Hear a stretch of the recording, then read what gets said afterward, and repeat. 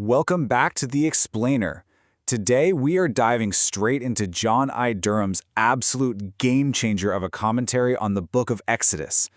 It's a heavy-hitting academic work that completely shifted how scholars look at one of the most famous books of the Bible. If you've ever found yourself feeling totally overwhelmed by Exodus, trust me, you are exactly in the right place. I mean, think about it for a second. How on earth do you make sense of a text that wildly jumps from epic plagues to wandering in the desert, then to dense legal codes, and finally into tedious architectural blueprints? For decades, critical scholars basically treated Exodus like this giant fragmented puzzle. But Durham steps in, looks at this massive document, and hands us a unifying decoder ring. And this right here perfectly illustrates the tension at the very heart of his work. Durham actually uses his Oxford-trained source criticism to identify historical fragments, but ultimately the scale tips heavily toward the finished canonical text. He strongly argues that we've got to read the received text as a cohesive theological statement, not just chopped up historical bits. So, here's our roadmap for this explainer. We're going to decode the book of Exodus, establish the anchor of presence, journey through the text, view it through different lenses, weigh the strengths and blind spots, and finally, deliver the final verdict. Let's get right into it. Part 1. The Anchor of Presence, Finding the Decoder Ring. Okay, to really understand this commentary, we absolutely have to grasp Durham's central thesis. Presence isn't just some side theme here. It is the magnetic center holding all 40 chapters together. Everything in Exodus, the rescue, the covenant, the laws, they're all extensions of Yahweh being a God who is completely at hand. In fact, he translates that famous divine name from the burning bush not as a static I am who I am, but as a dynamic, living reality. God is present and active right here, right now. Take a listen to this. If your presence does not go with us, do not send us up from here. This desperate plea from Moses in chapter 33 is literally the emotional and theological anchor of Durham's entire argument. The main point is, Israel without Yahweh's active presence simply isn't Israel. Moving on to part 2. Journeying through the text, the decoder ring in action.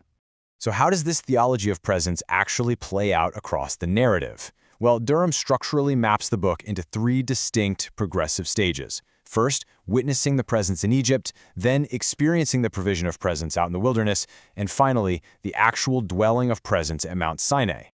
In that first stage, Durham masterfully reframes the plagues as 10 mighty acts. He shows they aren't just random, punitive interventions, They are progressive proofs of Yahweh's sheer authority over the Egyptian gods. It's basically a massive cosmic demonstration that God is completely at hand. Then in the wilderness stage, he tackles the Jethro family reunion in chapter 18. Durham argues this was deliberately placed out of chronological order by the final compilers. Why? To ensure that a unified, healed, one Israel is presented right before the great, massive revelation at Sinai. And then at Sinai, Durham takes on the tabernacle blueprints. You know, that part of the Bible where most read-in-a-year plans completely die? Well, he transforms these tedious instructions into the architectural embodiment of presence. It isn't just boring priestly red tape. It's the literal, physical structure allowing a holy God to sustainably dwell right there with humanity. All right, part 3, viewing through different lenses, the doctrinal interrogation room. Now, because Durham is writing a heavily theological commentary, different Christian traditions have some pretty distinct reactions to his work. For instance, Free Church readers completely share his high view of Revelation, but they might chafe a bit at his bracketing of historical proof. Reformed readers love the covenant framework, but often want a stricter law-gospel distinction. On the flip side, Catholics highly resonate with his sacramental reading of the tabernacle, and Orthodox readers find his focus on presence matches their emphasis on liturgy perfectly, even if it lacks their traditional focus on divine mystery. Let's jump into part 4, strengths and blind spots, the critical verdict. Look, no academic work is perfect, right? His absolute greatest triumph is undoubtedly that unifying presence framework we talked about, which is backed up by some stellar original Hebrew translations. But his biggest blind spot is massive. He completely ignores ancient Near East vassal treaty forms. He totally misses how ancient Hittite treaties shape the actual structural layout of the Ten Commandments. So while his translation from the original Hebrew is top-notch, and his canonical reading gives real purpose to those repetitive tabernacle instructions, there are definitely some frustrating weaknesses. His concluding explanation sections are chronically thin, which often leaves pastors wishing for a little deeper application.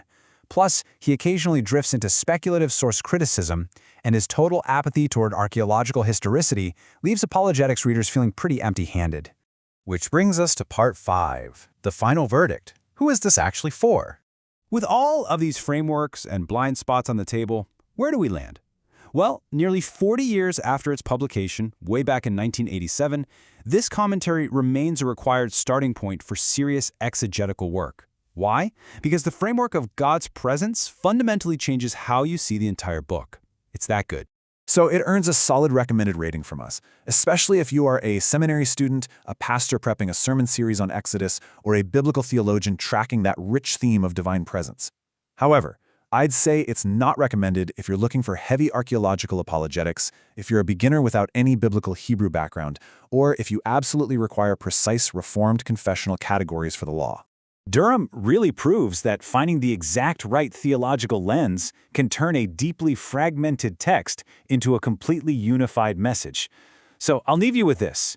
If the theology of presence is the decoder ring for Exodus, how might looking for the God who is at hand change the way you read other complex texts?